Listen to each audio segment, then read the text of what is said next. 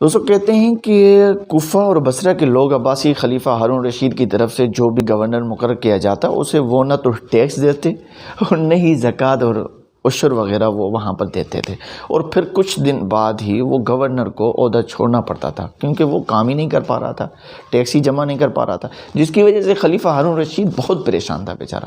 ایک دن اس نے فیصلہ کیا کہ وہ بھیس بدل کر صبح مین چوک پر کھڑا ہوگا، وہاں سے گزرنے والے پہلے شخص کو نا گورنر بنا کر بھیج دے گا۔ اتفاق سے دوستو جو پہلا شخص ملا وہ ایک آنکھ سے کانا تھا اور پرلے درجے کا پینڈو، جاہل اور بدتمیز بد اخلاق شخص تھا۔ خلیفہ ہارون رشید نے جب اپنا تعارف کروایا اس کو تو اس نے پھر بھی لحاظ نہ کیا اور اسی انداز میں پوچھا کہ کیا مسئلہ ہے خلیفہ صاحب۔ ہارون رشید نے اپنی پریشانی بتائی اس کو۔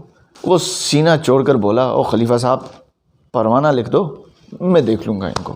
تو اس میں مختصر یہ کہ خلیفہ ہارون رشید نے پروانہ لکھ دیا اس کا۔ اس نے جاتے ہی شہر کے تمام سرمایہ داروں، جاگیرداروں، تاجروں اور صنعت کاروں کی شاندار دعوت کی، انواع و اقسام کے کھانے دسترخوان پر چن دیے گئے۔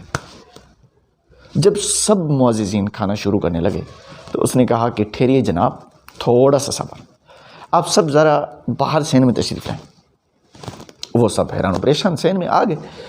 اس کانے گورنر نے کوتوال اور اس کے ملازمین کو حکم دیا کہ ان سب کو لمیاں پا کے 10 کوڑے مار دو۔ جب وہ سب کوڑے کھا کر اٹھے تو انہوں نے بیک زبان میں اپنی غلطی پوچھی۔ کانے گورنر نے کہا کہ ہر مہینے اپنے اپنے حصے کا ٹیکس جزیہ اور موسم کے مطابق عشر و زکوٰۃ اور صدقات و خیرات اپنے اپنے ملازمین کے ہاتھوں سرکاری خزانے میں بھیج دیا کرنا۔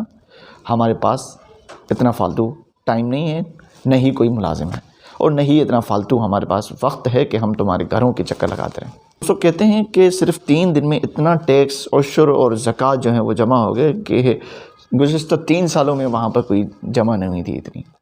دوستو پاکستان کو بھی نا اس وقت ایسے ہی کسی کانے پینڈو گورنر کی ضرورت ہے جو پہلے لمیاں پا کے بغیر گنتی کے چھتر لگائے ان کو اور پھر ٹیکس اور چوری شدہ مال مانگے، ورنہ اسی طرح چورے لٹیروں اور مجرموں کا عدالتوں میں چوہے بلی کا جو کھیل چل رہا ہوتا ہے یہ جاری رہے گا اور ہم تماشائی بن کے یہ سارا تماشا دیکھتے رہیں گے۔